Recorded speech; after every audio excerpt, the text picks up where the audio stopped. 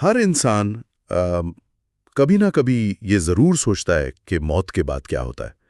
یہ ایک ایسا سوال ہے جو شاید انسانیت جتنا ہی پرانا ہے۔ بالکل۔ آج ہمارے پاس جو مواد ہے وہ قرآن و حدیث کی روشنی میں روح کے اس سفر کی یعنی ایک مکمل تصویر پیش کرتا ہے۔ تو چلیں اس پر ذرا گہری نظر ڈالتے ہیں۔ جی، اور یہ صرف ایک تجسس کی بات نہیں ہے۔ جب یہ پتا ہو کہ سفر کی منزل کیا ہے تو راستے پر چلنے کا انداز ہی بدل جاتا ہے۔ صحیح۔ ہمارے ذرائع اس سفر کو محض ایک اختتام نہیں بلکہ ایک نئے دور کا آغاز بتاتے ہیں۔ تو سفر کا آغاز ہوتا ہے موت سے، جب روح جسم سے الگ ہوتی ہے۔ قرآن میں ایک جگہ موت کو نیند سے تشبیہ دی گئی ہے۔ یہ بہت دلچسپ ہے۔ جی، اور یہ صرف ایک شاعرانہ بات نہیں ہے، اس میں ایک بہت گہرا نقطہ ہے۔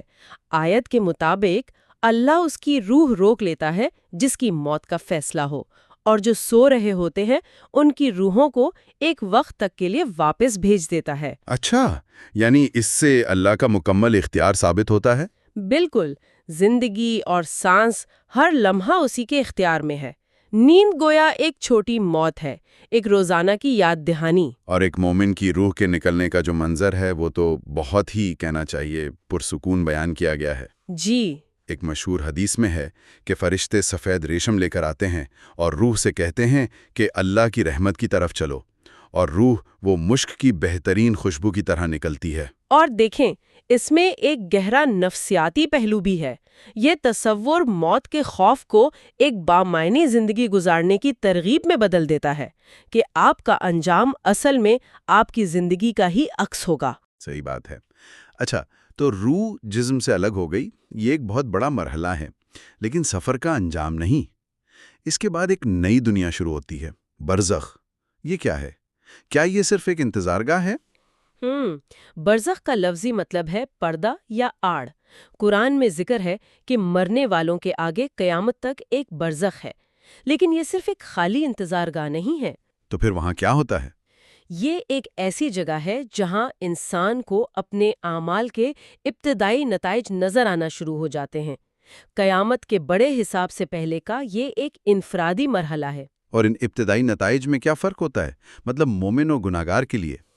جی، فرق زمین آسمان کا ہے۔ ایک روایت کے مطابق مومن کی روح ایک پرندے کی شکل میں جنت کے درختوں سے کھاتی پھرتی ہے، یعنی نعمتوں کا آغاز ہو جاتا ہے۔ اور نافرمان روح کا کیا بنتا ہے؟ اس کے برعکس نافرمان روح کو سخت عذاب میں مبتلا کیا جاتا ہے۔ گویا ایک کو آنے والی جنت کی کھڑکی دکھا دی جاتی ہے اور دوسرے کو جہنم کی جھلک۔ اسی برزخ کے دور میں وہ قبر کے مشہور سوال و جواب کا مرحلہ بھی آتا ہے۔ جی، جب منکر اور نکیر آتے ہیں۔ ہاں، اور وہ 3 سوال پوچھتے ہیں: تمہارا رب کون ہے، تمہارا دین کیا ہے، اور تمہارے نبی کون ہیں؟ یہ سوال تو مطلب ظاہراً بہت سادہ لگتے ہیں، ان کے جواب تو کوئی بھی یاد کر سکتا ہے، تو پھر امتحان کس چیز کا ہے؟ یہ ایک بہترین سوال ہے۔ یہ ہرگز حافظے کا امتحان نہیں ہے۔ اگر ایسا ہوتا تو دنیا کا ہر شخص اسے رٹ لیتا۔ یہ دراصل پوری زندگی کے عقیدے اور عمل کا نچوڑ ہے۔ جس نے زندگی اللہ کو رب مان کر، اسلام کو دین سمجھ کر اور نبی کریم صلی اللہ علیہ وسلم کی پیروی میں گزاری ہو، اس کی روح خود ہی جواب دے گی۔ بالکل، اس کا پورا وجود ان جوابات سے گونج رہا ہوگا۔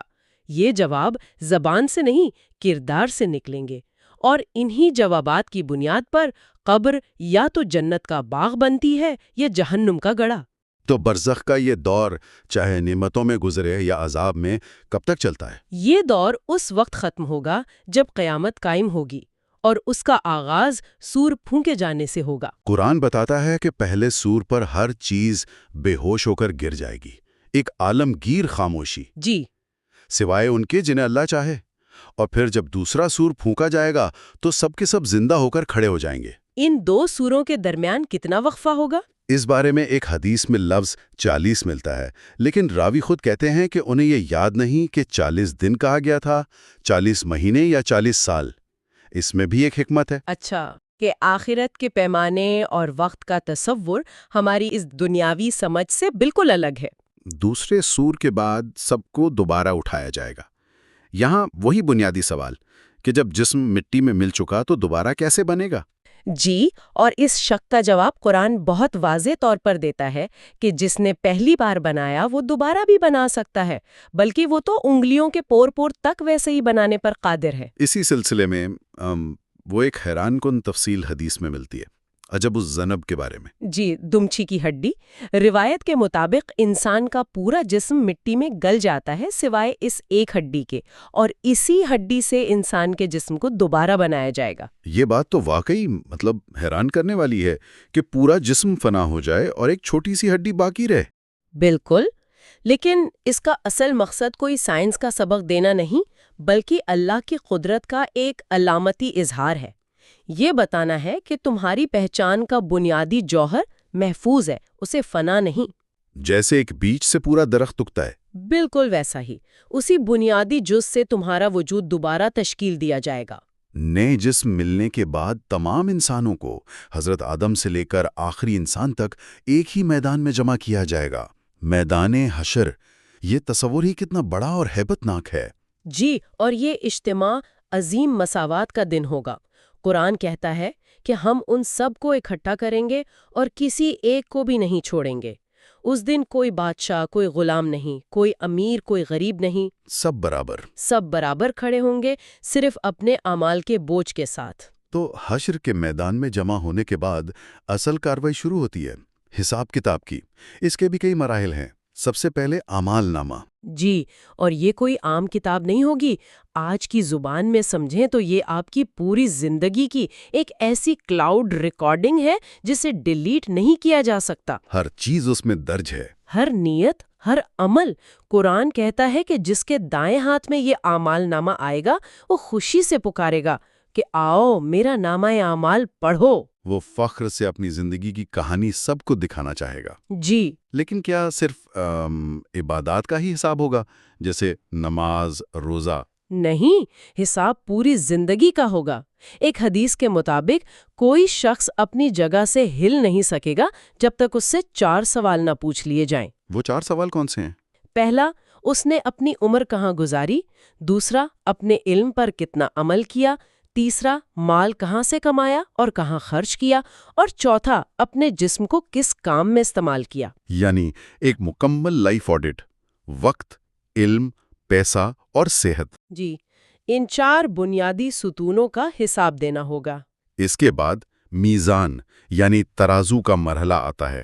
میزان کا تصور یہ واضح کرتا ہے کہ انصاف بالکل ٹھیک اور انتہائی باریک بینی سے ہوگا۔ قرآن کہتا ہے کہ رائی کے دانے کے برابر عمل کو بھی سامنے لایا جائے گا۔ تو کوئی چھوٹی سے چھوٹی نیکی بھی ضائع نہیں ہوگی، اور نہ ہی کوئی معمولی سے معمولی گناہ نظر انداز کیا جائے گا۔ حساب کتاب کے بعد ایک اور بہت ہی مشکل مرحلے کا ذکر ہے، پل صراط۔ جی، بتایا گیا ہے کہ یہ جہنم کے اوپر ایک پل ہے جو بال سے زیادہ باریک اور تلوار سے زیادہ تیز ہے۔ یہ منظر جتنا خوفناک ہے اتنا ہی علامتی بھی لگتا ہے۔ آپ نے بالکل صحیح نقطہ اٹھایا۔ یہ صرف ایک جسمانی پل نہیں، یہ دنیا میں اختیار کیے گئے سیدھے راستے کی عملی تمثیل ہے۔ اچھا، اس کی تھوڑی وضاحت کریں۔ حدیث کے مطابق لوگ اپنے اعمال کی روشنی اور رفتار کے مطابق اس پل سے گزریں گے، کچھ بجلی کی طرح، کچھ ہوا کی رفتار سے، کچھ تیز گھوڑوں کی طرح۔ یعنی یہ رفتار ان کے دنیا کے اعمال کا نتیجہ ہوگی؟ جی، ان کے روحانی مومنٹم کا نتیجہ۔ جبکہ کچھ لوگ لڑکھڑاتے ہوئے، زخمی ہوتے ہوئے گزریں گے اور کچھ سیدھا جہنم میں جا گریں گے، کیونکہ وہ دنیا میں بھی سیدھے راستے سے پھسل گئے تھے۔ اور اس پل کو پار کرنے کے بعد آخری مرحلہ آتا ہے، ہماری آبادی منزل، جنت یا جہنم۔ جی، یہ سفر کی آخری منزل ہے۔ قرآن میں جنت کو انعام، رحمت اور آبادی سکون کی جگہ کے طور پر بیان کیا گیا ہے، جہاں باغات ہیں، نہریں ہیں۔ اور جہنم ظاہر ہے سزا کی جگہ ہے، سزا اور انصاف کی جگہ ان لوگوں کے لیے جنہوں نے دنیا میں حق کو جھٹلایا اور ظلم کا راستہ چنا۔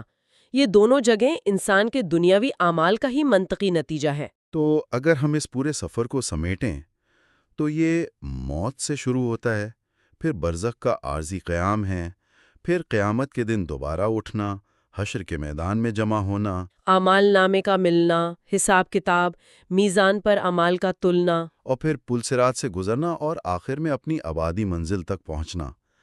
یہ تو ایک بہت ہی مفصل ایک منظم سفر ہے۔ بالکل۔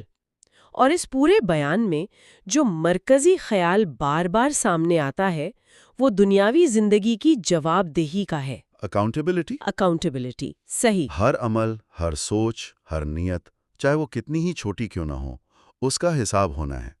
یہ تصور انسان کو ایک بے لگام زندگی سے نکال کر ایک بامقصد اور ذمہ دارانہ زندگی گزارنے کی ترغیب دیتا ہے۔ ان تمام مراحل کو جاننے کے بعد یہ سوچنے کی بات ہے کہ اگر یہ پورا نقشہ ہمارے سامنے رکھ دیا گیا ہے تو اس کا ہماری روزمرہ کی زندگی پر کیا اثر پڑنا چاہیے؟